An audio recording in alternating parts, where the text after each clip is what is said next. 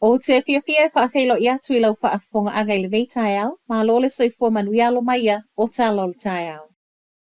Ua iai suinga fau I ta iala e tatau ona whaamalia ina e mawhai iai ona whaatalo sanga e avea o se leo leo. Whaamauninga ma le sui ko mesina o leo leo Jill Rogers o suinga nei o le a whaatanga I tangata o lo umia laisene aveta avale o lo ta ua restricted license. E whaatalo sanga I avanoa whai ngā luenga wha leo leo. E le se swinga le mawalulunga o anga va ai tatauna whaamaliaina, peita ai. O le talia o tangata o lo umia restricted license o le a wha au popo ai le to atelo o tangata e mawhai o na whaatalo sanga. I whaamaumaunga e silia ma le lua se lau 5 wafe tangata o lo umia restricted license I le taimi nei. A o talia I lai le amatanga o le talo sanga, o le aia inga e tatawana e au sia lo full license ai ele I umata o le ninga wha leo leo. O le isi swinga wha au popo, o le mawhaiona anga wa ai matangata o lo umia visa nofo mau e wha atalo sanga. O lo o tuli mata ia le sini le malo, ia wha au popo leo leo fo e 5 se lau ai ele I uma le tausanga fo.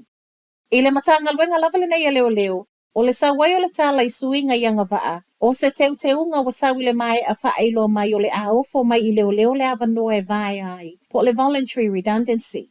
Ma sino I luma le ufai mai o le a amata tatala I le avanoa I leo leo ma o se tasi o whainga, e whaasao mai ei tupe. E 5 miliona tupe mo o miona whaasao mai leo leo e tusa ma le talo sanga le malo. Ma o lea fo iwa mai a wha ai loa le komesino leo leo Andrew Costa I le masino me, o le a alu waile se lau fitus fulma le 5 avanoa e le o ngaluea ina. I le wha maoningo le watalia le pūlenga le matanga luenga, le tatala mai o le avanoa I leo leo e o fuatua I lava le leo leo e fialu le vaia. E tu whaatasia talo o tai au e le o mautu le atoanga o le whainga o le vaia o whailo mai leo leo pau o lea, o le masino au kuso leo tautau e a mata whaatala no ai.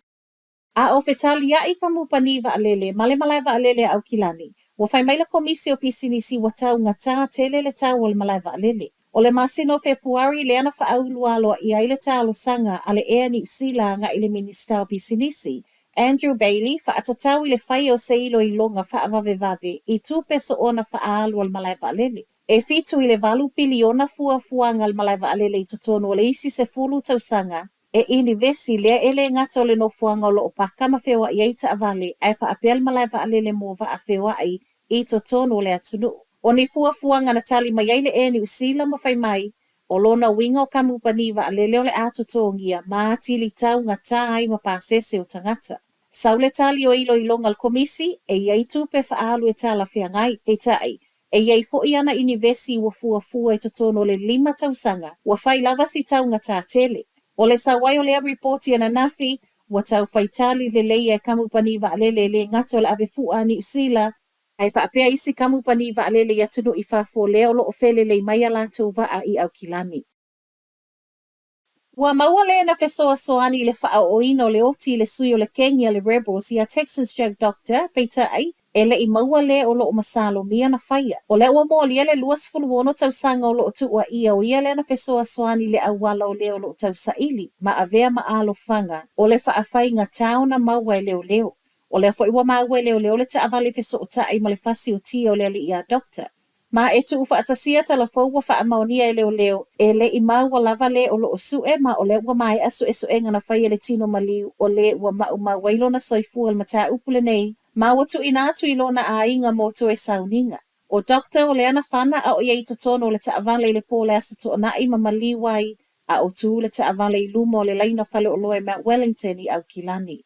Ma tala whaaiu, e ono tu maule tau o mea ai, e ui o lo alu pe I lunga tu pe alu I tau o fale, o pili, wha apea I ni siwa.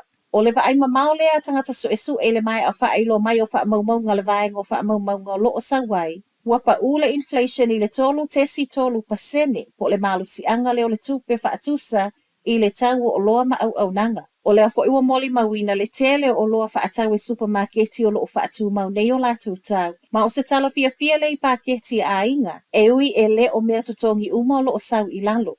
I totono le se fulu lua masina wha ai uina le masino iuni o le tau sanga nei. Wa wha mawina le si o le tau o wha le mau totongi po renti le wha tesi valu pasene. Wa alu I lunga rates sa pule nganu I le iwa tesi ono pasene wha apea ini siua, wa si I le se fulu wha pasene.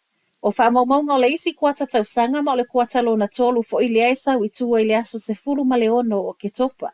O le pa ui le inflation e tolu tesi tolu pasene, o le maualalo whaamawina lea wa iei totono le tolu tausanga ma e maualalo mai le tolu tesi ono pasene, a le fale tupe tu totonu lea na ia valo ia. O Talanala Radio Samoa, manuia le tai au.